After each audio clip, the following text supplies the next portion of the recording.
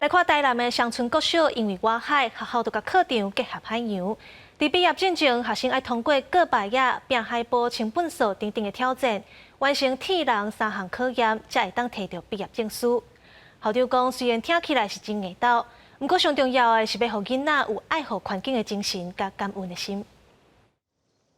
伫日头骹因拼命咧过白啊，要完成头一个任务。过程中考验互相之间敢有搭吧？这毋是户外水上游戏，是台南北门乡村国小要互学生毕业前的任务。若要摕毕业证书，就要先通过过白啊、拼海报等考验。让我得到了很多收获，就是有去净滩啊，也有去帮社会服务，可以防止海洋把垃圾吃进肚子，锻炼囡仔的身体啊，体能方面啊，甲这个品性德性都可以合一。